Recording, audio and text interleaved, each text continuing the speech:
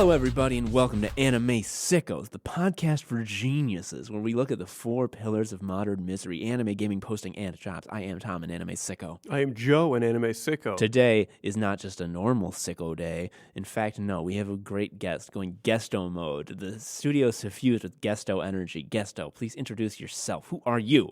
Hi, I'm Matthew James Marquez. Please don't call me by that. I won't. What should we call you by? Marquez. Yeah, I knew the answer, Yes. but He, him. what's your deal? What's your shtick? I am a GM and player on Tabletop Potluck, an actual play podcast that goes through different systems and not just plays one. And we just have a fun time with it, and then we make food, and then we eat it off mic, and then we talk, because we tried recording while eating and talking at the same time once, and then we quickly realized halfway through the recording that was bad. People chewing and talking is every Spotify ad. Yes, they found one woman who has the strongest vocal fry in the universe, and they're like, eat this very sticky gum. Listen, that's good to me, actually. Oh my god. Yeah, normally you got to go to YouTube to get ASMR, but they just give it to you. In between songs is a little treat. This woman's eating a big stew. So Marquez, thank you for joining us. Thank you. You also were a guest on Shuffle Quest, where you played in our Carly Rae Jepsen one-shot. You played Velociraptor Bob, a member of the heist squad, the Boomhowers. One of my very best friends. He was a great character. A great episode. One of our most downloaded episodes. I don't know if you were aware of that. No. I wasn't. Like, it's in the top 10 for sure. Oh. So Marquez, we must put to you a question that's put to all who go Guesto mode. You know it. You know what it is. Ask it. Can I ask it? You I don't can think ask I've it. ever asked You should it. ask it. It's fun to ask. Marquez, are you an anime sicko? Okay, so I love when people have like a spiel ready. Oh, yeah. Well, he's checking his phone. Yeah, Oh my This God. is the good shit. Okay, so Yes. Webster's dictionary defines a sicko as a person who is mentally or morally sick. Oh, fuck! Is it in there? It's in there It's in because of there. us. Because of us, though. Is there a picture of us? Oh, actually, yeah, right. Wait, let me scroll down a bit. Oh, yeah, it just says, attributed to podcast Anime Sickos. Oh, hell yeah. There's an informal definition. Oh, okay. A person who does disturbing things that a person who is mentally normal would not do. Oh my god. The dictionary got it in one. Yeah. The informal one should be the formal one. Yes, exactly. Going off of that, I am a sicko, Uh-huh. definitely, of many things, as I think you cannot not be a sicko. Yeah. If you are in the world today and you don't have enough money to make it so you've never had a problem, you're gonna end up a sicko. Yeah. You latch on to things. Mm-hmm. As for being an anime sicko, I am a baby, Uh-huh. but I do believe I am a baby sicko. Okay. Okay, cool. I mean, when we ask about anime sickos, we're not asking like, are you a top level anime sicko? To us, it's a binary. It's like on or off. If you are a teeny bit anime sicko, that's anime sicko. Okay, so it's, yeah, okay. Yes, then. Hell yes. So hit us with the slop that you've consumed. Okay, so literally, My Hero Academia is the most important thing in my life right now, Yeah, it's besides anything else. Uh-huh. Yeah, besides the other things. I consistently have several tabs open. There's Gmail, and then there's the My Hero Academia wiki. Hell yes. I have seen every episode of the anime Uh-huh. 3 times at this point. That's a lot of times. Nice. I'm not a big rewatcher, so that's really impressive to me.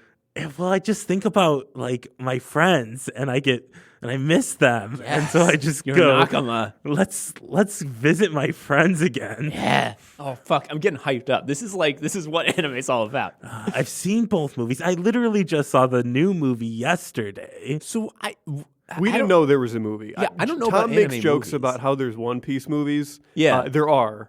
You've never seen a One Piece movie? How do I see them? They're not streaming anywhere. The DVDs are like $100 each, and you have to like get them from a cave. And I assume is the There are new ones being made, Tom. Yeah, but I'm not going to go to a movie theater. I'm scared, and I forget to do it. Oh, I went to a movie theater by myself, and it's a strange experience. Yeah, so you watch this My Hero Academia movie. So all these movies for like long running shonen series, they're all non-canon, right? Oh, so yeah, like, they're what's not that like? good. Yes. So I have seen many Dragon Ball Z movies, and they're incredible because if you try to just like think about where they fit in the timeline, you just start bleeding from the nose. Oh, yeah. Yeah, it's like, wait, Gohan was just born. This is where we are. But wait a minute. How did he learn Kaioken if yeah, and then that's the thing. Is it so what's the deal with My Hero Academia movies? Is it the same thing? Okay, so actually, the show has like an episode that's like, here's where the movie takes place. And it actually explains to you, which I was like, oh, okay, that's cool. But in the movie, they go to Super Science Island. I don't know. I don't give a shit. They go to Venture Brothers World. Yeah, basically. Oh! And of course, like, it starts off with like All Might being like, Midoriya, come with me to this island. And they go, and it's like, and no one else in your class is on this island. What? And then slowly but surely, every single classmate is on that island. Oof. For a second, I was like, oh, so this movie is trash because it doesn't have my friends. Well, did the great pervert get left at home? No, he's God there, damn and he it. sucks. Did All Might kill him to protect justice? Always. Okay, good. Gets reset. No, the wildest thing about this movie is that at one point, Midoriya gets like a gauntlet that they tell him, well, this gauntlet will allow you to use All for One, the big punchy power, at full strength about 3 times. Do you hear that, Midoriya? About 3 times you get to punch something really big. And Midoriya's like, when would I ever need to use this? And much like any anime movie, it clocks out like, oh, I used the big punchy glove once. It's frayed a little. Oh, I used it a second time. It's frayed a little. Man, I should really ask if I should get a second one of these big punchy gloves. But no, he has to punch something really big at the end. And then you just go like, okay, time to go back to school. Yep. That power escalation has worn off and will never come back. What a crazy summer vacation. Yep. And the same thing happens in the second one. They go to an island. Wait, that wasn't the second one? No, I just described the first one. Okay. Second one, they go to a second island. And they just help people, which is the best thing. And that makes the movie the best movie I've ever seen. Because they just go around and it's like, let's help little old ladies cross the street and shit. And it's like, yeah, that's what I want to see. But then at the end, they punch another big guy. And I'm like, that's not what I want to see. Like, I gotta say, like, one of my favorite bits in both the manga and anime of My Hero Academia is just like the episode where they are like, oh, we got moved to dorms because of all the people trying to invade and can kill us. our teachers and or us. And they spend an entire episode, everyone's just like, here's how I decorated my dorm. And everyone's just like, cool. Like, that's the shit. Like, That's one of the so best good. episodes of the show. It really is, especially because Mineta is like, do you want to see my pervert And room? we don't get to see it. Everyone's like, no. Why would we want to see that shit? Yeah, the Dragon Ball movies are like, there's this guy named Lord Slug. We didn't really talk about him, but he's here now. It helps that Toriyama's canon storytelling is just like, fucking another guy showed up, fight See, him. I know nothing about Dragon Ball Z.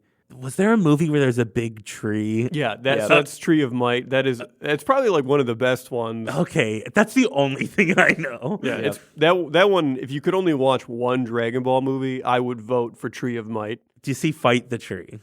No, the tree is a big okay. parasite that's producing a single fruit by sucking all of the life out of the planet. So then this other Saiyan, who fucking looks like Goku, like it's a palette swap Goku. They're like, Toriyama, can you give us a character design for a new one-off villain? And he's like, yeah, this guy's called Goku wearing a belt. Anyway, he travels the universe and plants the big seed tree, and then he eats the fruit and gets strong, and then he leaves. And then they fight him. Yeah. Oh, okay. I thought that was the movie. Yeah, It was they just watch him do it. Yeah. So Marquez, you wanted specifically when we were talking on My Hero Academia, you wanted to talk about our boy, All Might. Yes. Oh, hell yes. Okay. All Might's the greatest character of all time. Yeah. That's it. Yeah. No, that's not it. But No, yeah. I'm right. He is good and just and the best friend for anyone. All his moves are good because they're like San Francisco Punch. Delaware Smash. Yeah, it's great. They've never done a Chicago one, and if he did, I would die. I mean, the fact that like his big move, where spoiler, he like has to give up his powers, is United States of Smash. Yeah, it's Oh my good. God. It's real good. What I really wanted to talk about is that All Might looks scary. He does. He looks like a big ghost man face.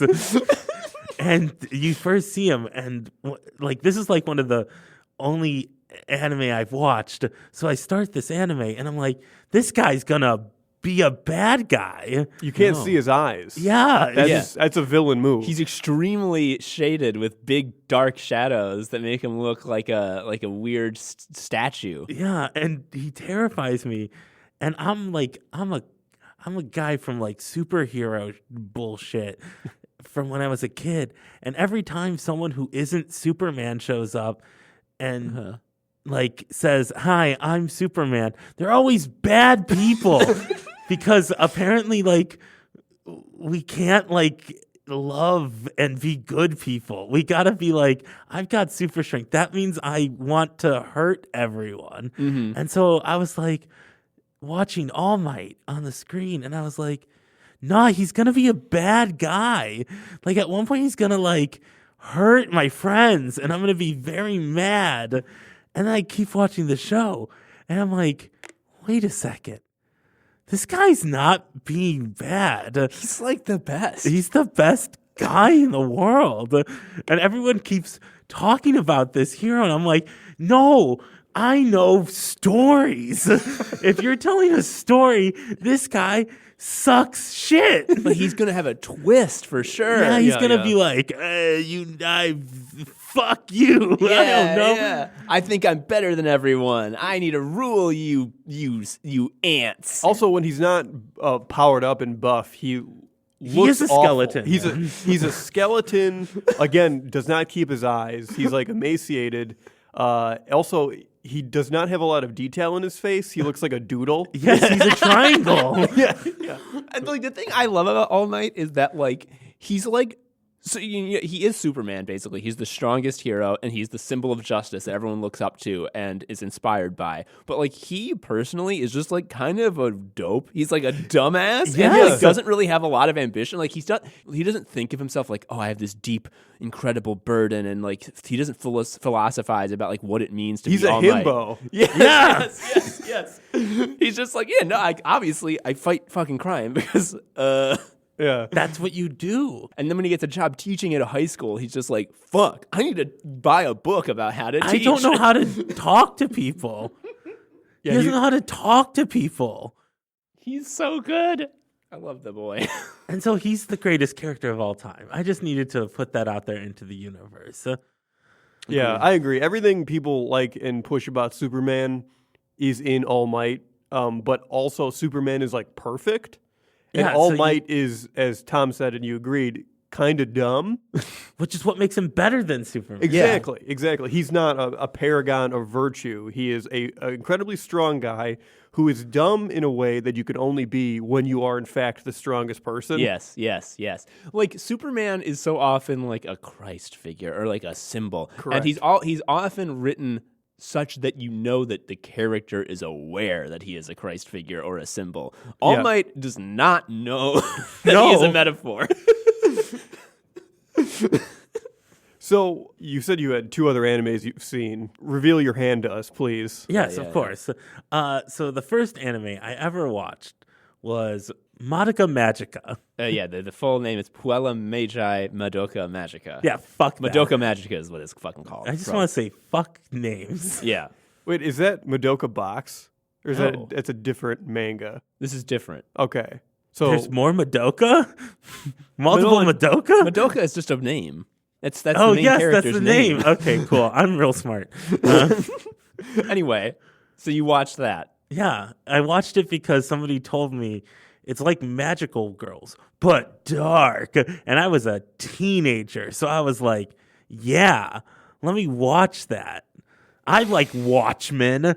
I like deconstructions. Let me watch the Magical Girl show where the powers are bad. aren't you glad you moved past that? Because now you're just like, oh, I want a story and someone to wrap me in a blanket. Well, here's the thing. I watch it again as an adult, and I like it still for exactly the opposite reasons. Yeah. So okay. So I want to know. I want to know both your opinions on original and rewatch, because one of the things that you put on our little document before we started the show was Madoka Magica. Oh, it was really good, but it's really too bad about the misogyny, which like 99.9% of anime you can describe that way. Too bad about the misogyny is like, ah, man, you got it. But like this is one of the few that I'm like, wait, what misogyny? So I want to know. I want to tell me the gist. So I was a baby who didn't know the gross depths of anime. Mm-hmm. And so I watched this show and I was like, yeah, well, the girls are drawn weirdly sexual and like one's got big boobies and I don't like that. And so part of my brain was like, this is wrong. This is bad. Yeah. And I didn't know. I just didn't know about anime. And so when I discovered more about anime, I was like, oh no. This is like normal. Yeah, like This is the Titanic problem that I made fun of Tom for, where it's like, it's unfortunately a price of admission, and we talk about it how we don't want it to be like this. we keep watching Titanic. Yeah, but we keep doing it. So yeah, like because if you're looking at it objectively, like, well, yeah, the high school teen girls are drawn sexualized, but when you compare it to literally any other anime, you're like, a breath of fresh air. These characters aren't sexualized. Yeah, this is the gift of low expectations. Yeah. Show's good. Yeah, show fucking whips. Very, very powerful. Give me a very brief rundown. So there's magical powers. Okay, so the heat death of the universe is a problem. Yes. It's very much an anime Erica would like. Because I was going to mention, like, it's very, like, heady, but not at the beginning. When it starts out, it's like, ooh, we're going to school. What a fun time. Yeah, and then it tricks you into thinking. Yes. Yeah, and it's like, you too can be a magical girl and have fun adventures. Look at how cool my powers are. And then one of them dies. Yeah. And then immediately the show's, like, after credits go from, like, to being like, ooh, Yeah, it's like like this- rain, it's dark like a- rain in the background. It's like symphonic dark metal, and it's like a black background and with like red bloody silhouettes. And so basically it goes from that to being like, are we as a universe meant to be here? Yes. Is existence a mistake or not? Yes. And they just mean like, oh, instead of like, the basic premise is that the emotional well that teenage girls have is so deep that it could stop the heat death of the universe. And in order to do that, a race of amoral aliens are basically torturing these teen girls to their death and doom on purpose. It whipsack. Wow. So how long before the tone change? How many episodes? Like 3? Yeah, it's Three? a 12-episode series, and I think three episodes in, you sort of feel the drop. So 12 episodes is also the correct way to consume a series. Yes. Tom and I have a problem where we're like, I want to watch something that's a year long. Yes. And then I need a wiki open as I watch it. I will watch it for 5 years. Yes. So 12 episodes is like the perfect investment. Again, one of the reasons why we like Mob Psycho so much, because it's the perfect length. Mm-hmm. You can also just watch it in movie form because they released 3 movies, 2 of which are the anime series and one of which is a continuation. And if you just watch those 2 movies, you're like, cool.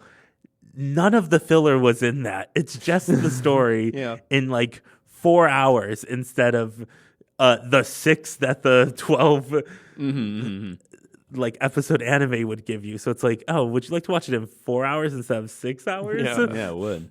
As opposed to 124 hours for like 3 seasons? Or if you want to get into One Piece via the anime, your whole life. Anyway, so Marquez. Yeah. So Marquez, you mentioned a third anime. What is the third anime you watched? Okay, so the third anime is very recent. It's called Cells at Work. Hell yeah. It's about cells in your body. It's like Osmosis Jones, but good. Yeah. That's good. Is there a school? No. Well, I think there's they a do school have a where school. where the red blood cells learn how to transport No, oxygen. it's like, hi, I'm doing my job. I'm doing a good job as a cell. Oh no, here comes a virus. Everything gets ridiculously gory for like 5 minutes, and then they just give each other a thumbs up, and then they just continue on the day. Is it zoomed out to like our scale and then it'll show inside something, or is the whole thing? Okay, they never show the person that the body belongs to. Fucking respect that so much. Yes. But it also makes you feel like you're super smart as a human being because you understand how the body works. So in one episode, they get a brain hemorrhage. And it's like, so how much shit happens to this person? oh, this person's So dying. I'm surprised this person's still alive because every time they're like at the beginning they mention, oh no, the white blood cells suck because this person's got like an anti-immuno disease. And it's like, no, that's bad. This person's in grave danger every day. So I haven't seen all of this anime, but I have seen the cancer episode, which is a fucking masterpiece, I think. I'm so upset. The show constantly wants you to be like, but cancer comes from regular cells, and we're going to make you sad about cancer. And it's like, no, dude, that's cancer. Wait, does it like sort of humanize cancer? Yes, because it what it is like they just realized because the body is like a huge city with like, you know, buildings everywhere. And there's just like this one neighborhood that like is putting in orders for like a lot of food. Yeah. And it's like, this is too much. And they go in and there's just like, the cancer cell is just like, you see a flashback of when it was born and like it's hunted down like X-Men. And it's like this little crying child. And it's like, I didn't ask to be different. And it's my God. And like when it has like the big fight at the end, when it like becomes like a cancerous mass and like merges with its like mutated it looks friend. cool. Yeah, It's just like, I deserve to exist too. On one hand, I'm like, oh, that's so sad. I feel so bad. And then it's cancer. And you're like, no, actually. And then it like dies, like it gets like, oh, please take me out because you need to. And Doesn't it say like at the end, like you've beaten me now, but like I'll come back. Wow, that's both like true, but they didn't need to say it. No. So when they have the brain hemorrhage, it loses a lot. The body loses a lot of blood, and you just see a whole bunch of red blood cells, which are people, just go through a hole and disappear. It's like, where did they go? And then the body starts dying, and then like the last red blood cells are like, oh man, we're gonna die. The body is freezing. It starts like snowing. Shit. And like they're gonna take their last breath. And I, a very smart person, because I know about the human body, was like, they're gonna get a blood transfusion. And then they get a blood transfusion. Hell yeah. And I'm like, I'm the greatest, smartest man on the planet. And Does the body take the transfusion correctly? Or they just get racist against the new no, it's blood cells? amazing. The new cells show up and they speak in at least in the English dub, they speak in a Texan accent. Fuck! Oh. And that's the best thing in the world. Yes! Okay, yeah. What I'm hearing is bold choices, Yeah. and I respect them. Also, you don't need to pay attention to the show. Because Because it's like each episode is like a new disease. I fucking watched like a YouTube video of a doctor like looking at all the different depictions of cells and saying how accurate they are. And there's one sort of immune response cell that scientists have not discovered what it does, but they notice that it's always like there. Oh yeah, he's like a noir guy in the show. I thought he was like a mystic. Like he is Oh, in like no, dark he's robes like- and like oh, yeah. says like ancient incantations. Oh yeah, no, he's the best character in the show because he shows up and he's just like dark portentions, and they're just like, hey, who's this guy? And they turn to him and he's like, okay, yeah. and then he just stands there and does nothing during the show. Yep, it's like a fucking Leonard Nimoy in The Simpsons saying my work here is done.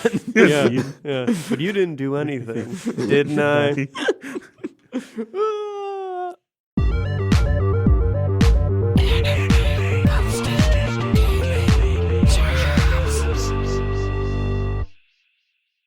Marquez, let's story time with Marquez. You told us one time the greatest thing we ever heard. Yes, it was one of those stories where a key vocabulary phrase in the story immediately infected my brain, and I use it all the time. So please, can you share this virus with everyone? Yeah, of course, obviously. Just for the listeners at home to get a teaser of how good the story is, it involves a teen.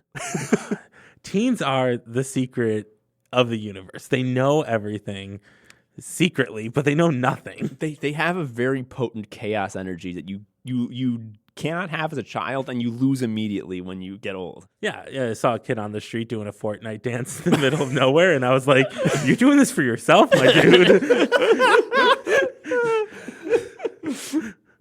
So I have a friend who is a teacher of teens, and I go see, she's a theater director for these teens as well, so I go see performances that I don't really care about. But you're supportive. Yes. Yeah, you're a good friend. And I just hang out with these teens. I just stand there awkwardly and I just watch them because it's like the weirdest thing in the universe, which is teens interacting with each other because they don't know how to do anything. But it's wild because you did that. You also didn't know how to do it. And despite that happening, you have no sympathy. Yeah, you're like, okay, cool, you're going to die one day. But they don't know it yet. Yeah, you don't know. Yeah, it's because like it's like, oh, but weren't you a teen? Like, yeah, but when I was a teen, I was suffused with chaos energy, and I was in a way different place than these teens were because like everything's random. Yeah. Also, when you stop being a teen, that's actually your first death. Yes, correct. Like that version of you is gone. Yeah, and you cannot get it back. Anyway, So yeah, I was just talking to these teens, and listen.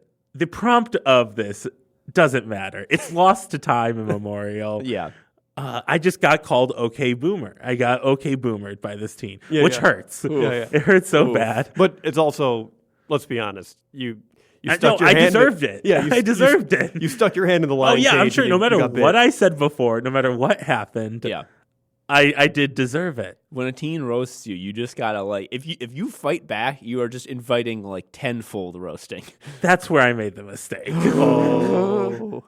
Because I defended myself, which you're never supposed to do. Oh no. And I tell him, excuse you, I'm a millennial. As though that is a huge difference and that's something to be proud of, which it's not.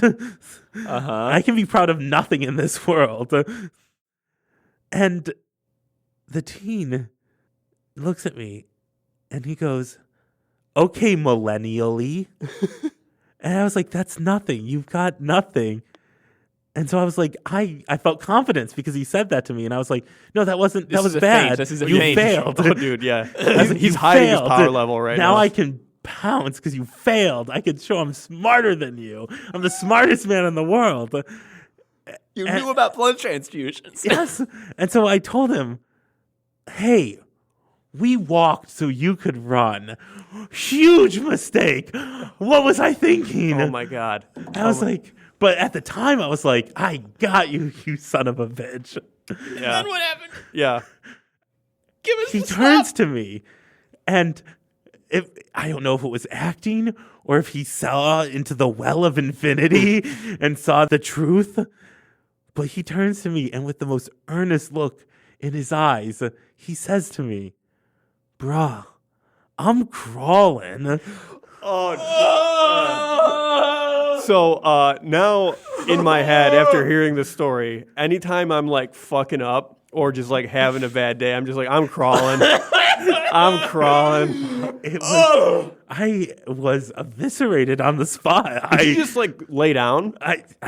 No, I died. Yeah, no, Joe, haven't you noticed that Marquez doesn't have feet? He just has a wispy little floating ghost tail. That teen killed me. Oh my God. Dead. I walked so you can run. I'm crawling. Oh man. It would have been less bad if he just knifed you. Yeah, I would have felt safer and more relaxed. We could spend 100 years trying to write a pithy piece of dialogue that just summarized so deeply and so accurately the disconnect between the millennials and the Zoomers, and we could never, ever hit something as evocative as "bruh, I'm crawling." We've left them a broken world. Yeah. We didn't. Well, we got didn't, a broken but, world too. I mean, Yeah, but we didn't stop it. We didn't stop it. yeah. We're those people that's just like, we're the people in the fucking apocalypse movies that were just like, I saw it coming. Yeah, and they're going to be like, why didn't you stop it? And then they're going to put you in I had to go to the office. Yeah, because I had to do a job. Oh yeah, it was doesn't completely matter. not our fault, but we deserve to be punished. Yeah. We're the anime sickles, and we're here to say anime is bad in a war crime way. So Marquez, I know from talking with you just personally, you're a big American comics guy. Specifically, you mean superhero comics? Yeah, you're a big Cape Comics guy. Yeah, oh yeah, I love those guys. So Tom and I have, in past episodes, sort of talked about our sort of hang-ups with Western comics, especially compared to manga. And I don't want to like make you defend your horrible hobby. Why? Why would I? But here is what I want to ask you. I haven't really followed Western comics in a long time. The last thing I read was that Vision series, which was very good. But I also know that was like an anomaly. Oh, yeah. And like nothing that good has happened in a while. So tell me like what it's like to be an American comics fan. And does that involve a lot of despair? Yes. Okay, That's everything. Good, but good. yes, of course. One of the things about this show, I was like, no one's there to be like, I've delved into this world. Yeah. And I've seen its dark truth. And I have. And it's just as bad as you think. Excellent. It's like you have to follow either a character, a writer, or an artist. But you can't always do it for every single one. Mm-hmm. So if you're like, I like this character. Well, I don't like this artist and I don't like this writer, so I can't follow this character.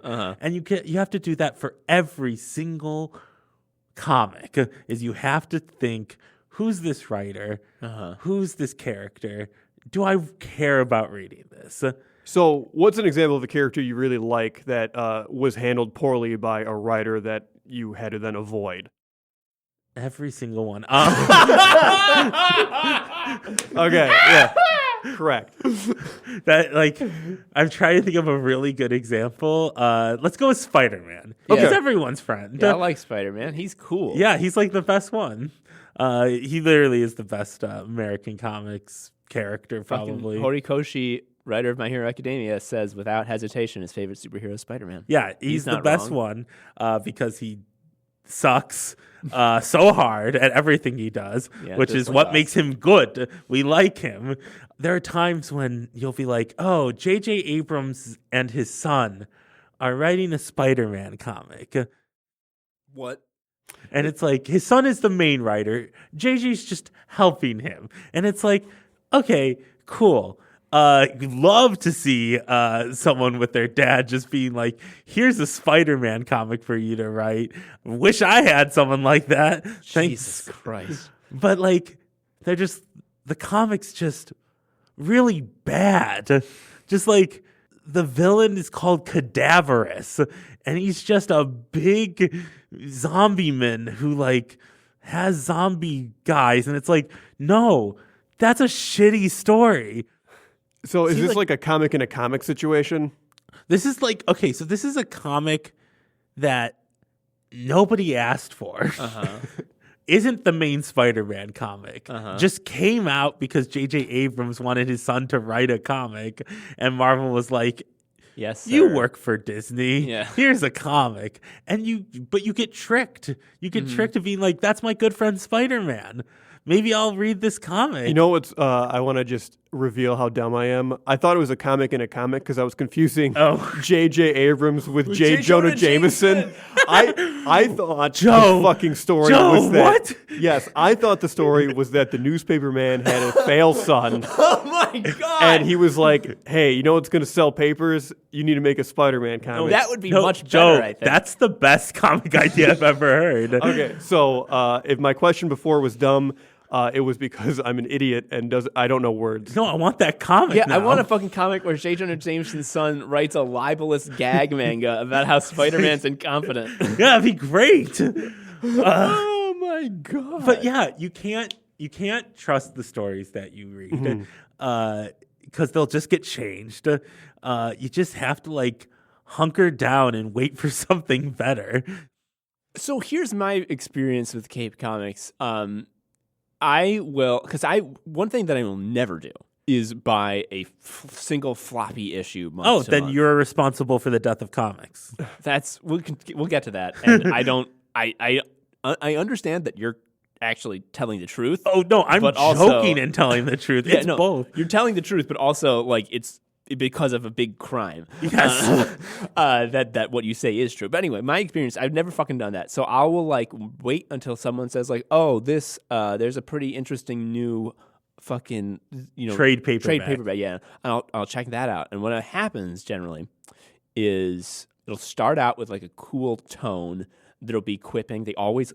Oh my God. They quip so They well. love to fucking quip. They love to reference the latest meme because that's how we talk these days. Bad. And it'll be like, I got the tone, I got the sort of feel of this. And then they get the actual story, which I don't really understand or care about because it'll generally involve some characters I've never heard of. And I'll be like, I don't care about this. And then I won't buy the next trade paperback. And then also another one won't come out because it got canceled. Yes. That's correct. That's correct. So that sucks to me. I don't like that. Yeah, the manga equivalent, which is way better, you ask yourself, what's Goku up to? Yeah, you could just go and find out. yeah. There's one place and one guy. And also, like, you could just pick up a thing and be like, yep, that's Goku. He's the same guy. I like him. So how do you interface with this medium in such a way and avoid my fate, which is to read some shit and be like, I didn't get anything out of that, and then have less money? Yes, correct. Well, first off, it sucks that bookstores are closing because my way into most superheroes was I read a full trade paperback in a Barnes & Noble. Yeah. And I say, I liked that one. I'm going to buy it instead of saying, I'm going to buy this and then reading it and being like, this was a mistake. Something you for sure can't do in a comic book store. No, you can't do that in the comic book store. They yell at you. But the Barnes & Noble, which is a dying breed, will just let you read books. Yeah. And nobody cares. They're not going to pay to have an employee not be behind the cash register. Yeah, and so I just read a bunch of comics and for free because I'm poor. Mm-hmm. So but you can't do that. That's the past. That's like the early 2000s. What you got to do now is you just got to find people whose reviews you like, which sucks so hard. Oh, so you have to find like a taste arbiter for you. Yes, to tell you. You can't just listen to any friend. Your friends don't know you as well as you do, sadly. Because you'll be like, you'll like this. And it's like, nah, I didn't, man.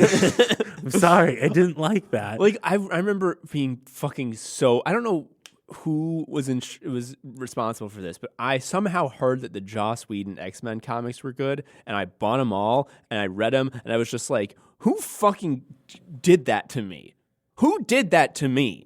There's like 2 good parts in those comics. They're not good. The story sucks ass. No, I don't care about Break World. Okay, that's bad. Don't like that. Not good. You just got to find a character. And sometimes just hate who they're written by and not get that. But you've got to know these things, which is what is the worst part. Yeah. Is you have to buy in order to like it. And you have, like, it's not like manga where you're like, I just want a big guy, strong guy who punches people. It's like, you can find 1 million of them. It also doesn't help that for manga you can pay $2 and you're just like, here's an app that gives you many manga about strong men who punch people. And they're all really good friends. Yeah. And it's like, oh, that's what I wanted. Thanks. And if I don't like it, I could just stop. And I can just be like, I didn't like that one. Let's find another one. Yes, there is no Western equivalent to the Shonen Jump app, right? No. Well, all the companies have their apps, but they suck ass. And they cost more money than a Shonen Jump app. So it's like, why would I get that? And they don't release the comics when the manga's released. Yeah. They have to digitize them and put them up. And it's like, oh, you could read this one like 3 months later. It's like, I don't want to do that. So here's another issue that I have, and I don't know if this is an accurate complaint or if it's just, I've been exposed to the wrong stuff. Obviously, there are superheroes, Western superheroes that I think are cool and I want to see. Yeah. Like, I think Spider-Man's cool. I think Batman's cool. I like them. I want to read a story about them. Like, I like Iron Man. Like, I've seen the movies. I'm not immune to propaganda. He's cool in the movies. Yeah, because he's a rich guy who can blow stuff up, and he does it for you. Yeah, like I would like to read an Iron Man story, but like the thing is, it feels like what I like about those characters is that like, oh, Spider-Man is like that, and I know the kind of things he does, so I want to see him do those things. Like I know Batman is a detective who solves crimes and beats up guys, so I want to see him do that. And then I bought like a Batman book that was like really highly regarded, and it was about a secret society of hidden fascists in Gotham, and then Batman gets trapped in a labyrinth, and like there's a flashback to Thomas Wayne, and it's like, this is not what Batman does, and I have no, like, this is not fucking what I wanted to happen. I wanted to see Batman doing Batman stuff, and this is something completely different. How often do the fucking characters do the things that people know that they do? So the shitty part about American comics is that these characters don't have ends. They are perpetual, like Mickey Mouse himself. And what do you know about Mickey Mouse? He runs the world. He is the God King, and we would be smart not to anger him. Yes, correct. He kind of goes around and likes to have a good time. Yeah, that's because Mickey Mouse has been around for a long time. So he's got nothing. And the longer these characters exist, the more that they've got nothing to do because they've done everything. So it's like, if you want a Batman story where he's a good detective who then punches someone, you got to find either older stories or you got to know that that's what that comic is, which sucks. Yeah. You can't just, you need to read a synopsis and be like, oh, in this one Batman does that? Okay. And then if you read a synopsis, so you need to know what happens in the story before you read it, which is wild when I say it out loud. Oh my God. Yeah. I've been in a comic shop and I had seen a floppy issue for, I think, Batman Inc. Yeah. And I was like, this seems fake to me. Like there was like the cover was like That's- 6 different Batmen. That's the comic J. Jonah Jameson's son writs. Yes, In Spider-Man. and I hate that you keep naming these comics, and my brain is just like, I know so much about this. yeah, It's like you say Batman Inc. I was like, oh yes, of course, the organization that Batman started to fund Batman from different countries around the world. And it's like, yeah, I know that one. And you say this like, I saw a cover. It's got 6 Batmen on it. Batman It's like, started a podcast network. yes, and it's like, yeah, you see those things and you see that they're fake, and you're like, no, they just wrote it. when you say Batman Inc., my immediate like thought when seeing that cover was like, oh, this is like the Muppet Babies Batman to Muppets. Batman runs a business. Yeah. Fucking Christ. Like the last good Cape comic that I read was I only got the first trade because I didn't feel the need to get another. Was Warren Ellis's Moon Knight, because what it was is there was a very distinct and tonally exciting art style. And then every issue was Moon Knight solves a crime while being weird. And then the next issue was a new crime that Moon Knight, by the end of the issue, solved. And during that process, he got weird. And he did that 6 times. And then the paperback was over. And I'm like, yeah. Yeah. No, the best comics out there are like not the continuous comics. You need like a 6-issue story about a character doing what you like him to do, and then it's over and you just go, yes, I have been satisfied. Thank you. So if you're a writer and you want to do a straightforward Batman story where he solves a mystery, the industry would be like, do you hate innovation? Like, yeah. you would be pushed out because what you're doing would seem rote and boring, correct? But you can't push Batman to do something in which promotes being gay or anything like that. Yeah, 'cause God forbid. Yeah. You can't do what Batman's always done, but you can't do super progressive things for Batman to do. You just have to do something that's boring and sucks and no one wants. You have to Like- just get into that middle zone. Like he has to be stuck in a maze, but very straight. And I'll be real, I'm still reading Batman. I just don't know what's gotten over me. So I gotta, okay, we've dunked a lot, but like you wouldn't keep doing this if there weren't some special sauce that you get from these comics that you yeah. can't get from anywhere else. Yeah, so what's the glimmering pearl? Okay, so yes, the thing that puts the endorphins into my brain Yeah. and says, I need to keep doing this is, again, I talk about following characters. Yeah. But it's like when your character does something cool, it just explodes in your brain. And it's like, oh, that's my guy. He's my best friend. And that's literally all media. Is that, like, right now, I'm reading Jonathan Hickman has redone the X-Men so that they're all on this big island. And that's their nation.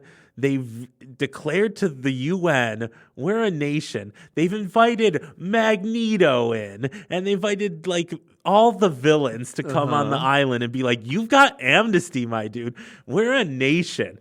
And it's the best thing that's happened to American comics in a while because it does something that makes sense. So they're basically an island of gay people. Do they show each other their dorms?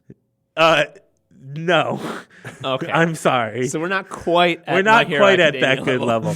But like it's an island of marginalized people. Yeah. 'Cause they're all mutants. Uh-huh. And they get invited to like UN meetings, and like Magneto shows up in a little suit, and then he threatens other countries economically now instead of like with his magnet powers, which is the coolest thing in the world. And he just goes like, hey, so you taught us a couple of lessons. So instead of shooting your missiles back at you, we're going to run you into the ground economically because that seems to be what you respond to the most. And when he says that, my brain was so happy that I just couldn't think for like an hour after I read that comic. It was the greatest thing in the world.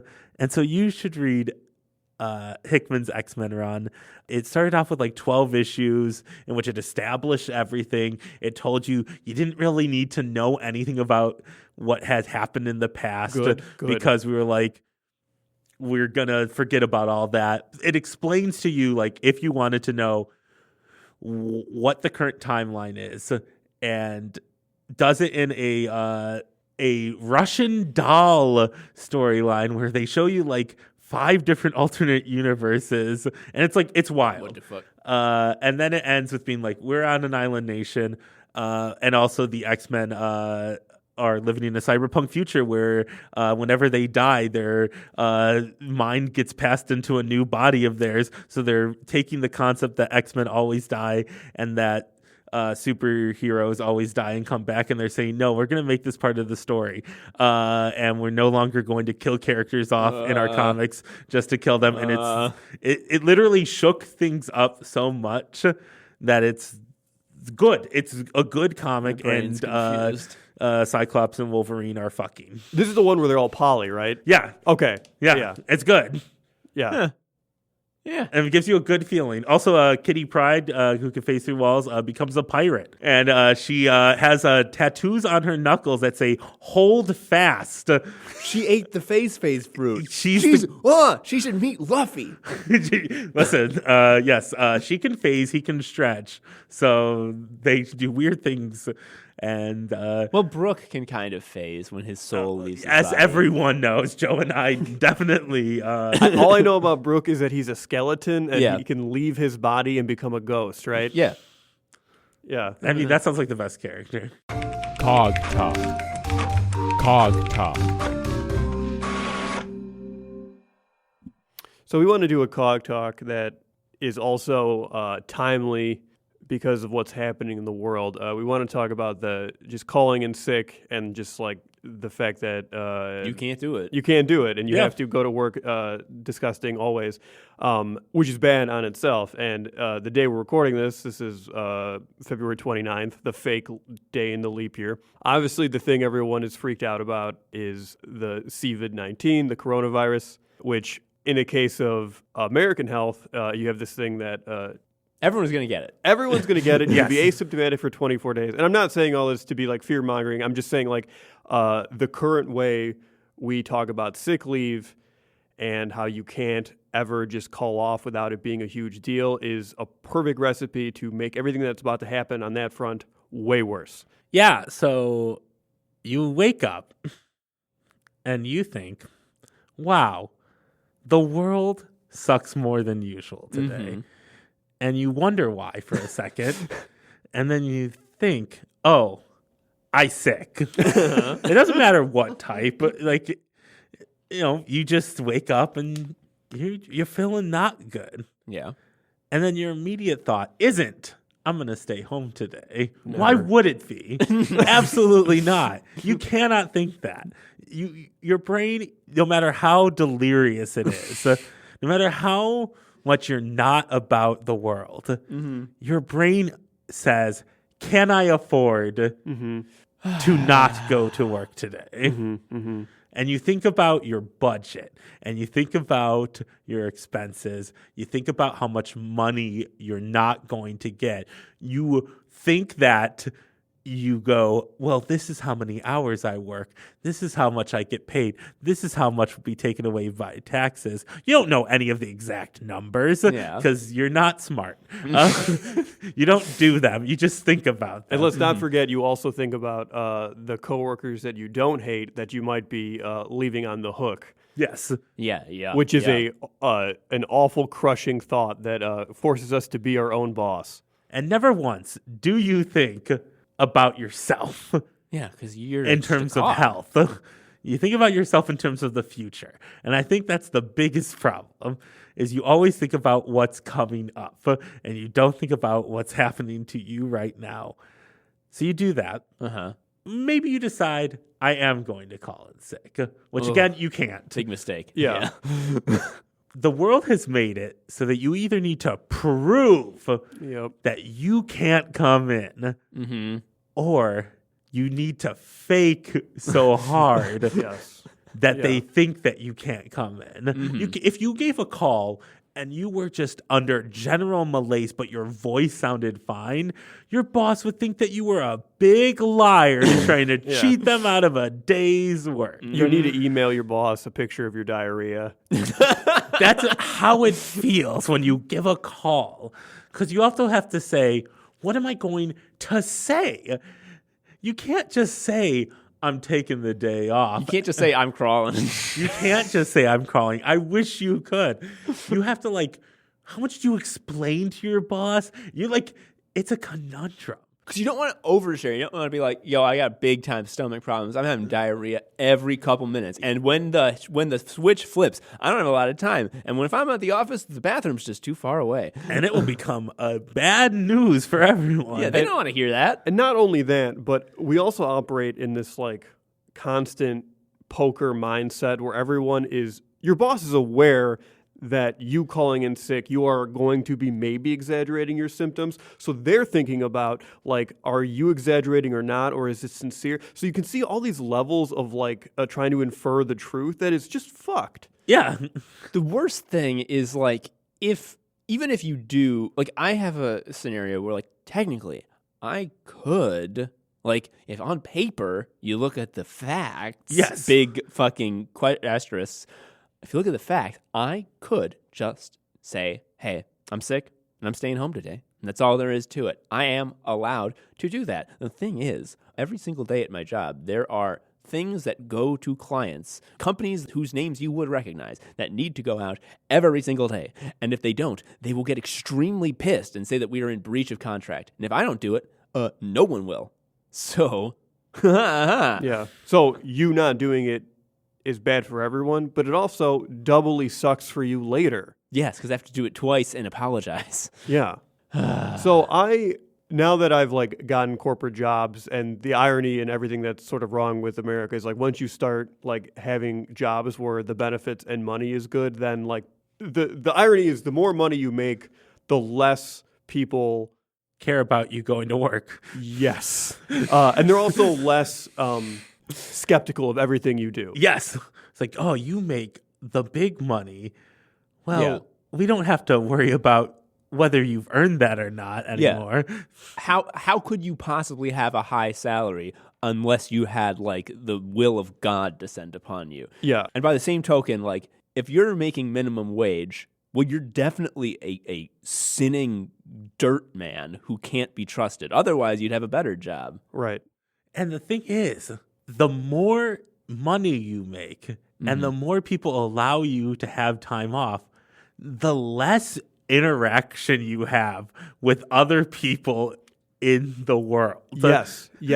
So it's the lowliest jobs are I handle your food. I handle your coffee. Yeah. They handle everything you consume, and they don't get any time off. Mm-hmm. And the person who, it doesn't matter if they died tomorrow, can just not show up, and there's no one to even call them to ask if they're coming in. Yeah. They could just not show up, and everyone else has to do their job. Mm-hmm. The thing that fucking makes me furious is that I have housebroken myself so that if I am sick, what I'll do is I will not call in sick. What I'll do is say I'll work from home. Mm-hmm. Mm-hmm. Which, as I'm working from home, sick as a dog, feeling shitty, I just feel like such a pardon my language. I feel like such a cuck for doing You're still it. doing it, yeah. Because I'm still doing it, and at the same time, it's when you're doing an office job from home and you realize as you're doing it that it is literally indistinguishable from doing it at the office, except you didn't have to stand in a big train car for an hour. It makes you so fucking mad that oh, this isn't why is there even an office? Yeah, why do I do it? Why do they make me come? Yeah. Office culture has this obsession with presentation that you're constantly always performing. I have long been of the belief that once you get to a certain point in your career, let's say first you get your first office sit-down job, once you get past that baseline of you are no longer the guy handling the food, and you're like have a decent salary, then the game is not even your skill set. It's how good can you play Office. Yes. And being there is a great way to play Office. And people don't necessarily notice when you're playing Office super well, but they do notice when you're not. And not being there is one of the easiest ways to fuck up playing Office. Oh yeah, if you're present, they think you're dependable. It's like, that's not true. I'm actually less here. Yeah. Like, if you knew how much time I was thinking about Luffy, Yeah, you would fire me on the spot. you'd be right to do it. I mean, like, it's again, you have to demonstrate that your house broke in. And the way you do that is you get up on the stage on your pee pad in front of everybody, and you pull your pants down, and you spend all day not peeing, and then you pull your pants back up, and you go home. And they are like, that is a very housebroken We pee. like this. But if you're at home and you're like, hey, just so you know, I'm not peeing on my pee pad, hang up. They don't believe you. Yeah, exactly. And God forbid you just mentally don't want to go into work. Not even like physical health wise don't want to go into work. That your brain is the thing that's preventing you. So I have so much to say in this. So my brain sucks. It's real bad. I've been medicated for depression since I've been 12. It's not like a lot of people who have depression and they speak about how horrible it is. Like they like or talk about how like they can barely function and stuff like that. I've never been quite there. I've always been like on the cusp of functional and not quite there when things are bad, and that amplifies everything you guys just said, where it's like, am I sick enough to do this? Because I'm always on that line. So there's extra guilt, right? And no matter how much companies will pretend to be like, we care about mental health and burnout or whatever, I will never say I'm having a depression day, ever. The days I stay home because of depression, I will always, without failure, say migraine. Always. Yeah. Because that is something that is weirdly understood and like tolerated because it's physical pain. Yes. Yeah. You can prove it. Well, No, You can't- That's the wildest thing about it. but physical pain is like, Acceptable. yeah, a boss. Here's the thing: no boss can. This is completely not true and not how mental health works. This is a joke. Just so you know. No boss can have depression because they've never had problems. So they don't think it's real. But I mean, even though that's a joke, the concept is real. Yeah. The concept of not seeing depression is real. Like, it's like, no. Also, like, take your days off if you got them.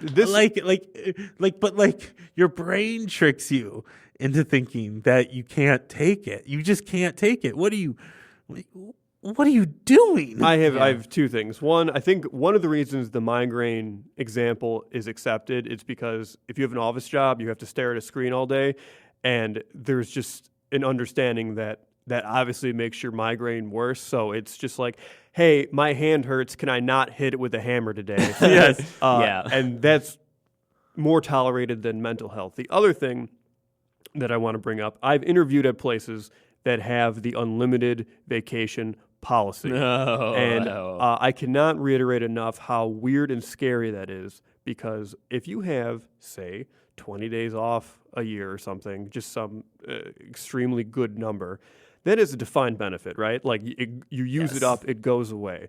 The minute you have unlimited vacation, Well, why would I ever come in? that's in a rational world, that is your correct answer. Yes. But the real thing is every choice to not be at work, either due to sickness or vacation, as it's called, suddenly becomes a social game. Because you think about, like, well, what do I have on my workload currently? You've gone from playing tic-tac-toe to playing chess. No, what you've gone to is you're playing blackjack, but you don't know what number is the limit. Okay, that's it. Yeah. You're just like, hit me. It's like, you're at 24. And I'm like, is that too much? And they're like, we're not going to tell you. Yes. And We can fire you at any time. and when you bust, you can't go to the doctor. Like that's what happens. I still think my medical insurance is a trick. We don't have time to get to medical insurance because we've talked about this on the Shuffle Quest fucking chat recently. So my insurance provider Cigna is terrible and they're very evil, and I wish everyone in charge of them suffered a lot of pain. And I support Medicare for all, not for like the proactive and good reasons, but because it's the most reasonable and efficient way that I have to cause Cigna misery. Yes. So you call in. Mm-hmm. You say, I'm sick. You gussy it up a bit. Yeah. You become a showman.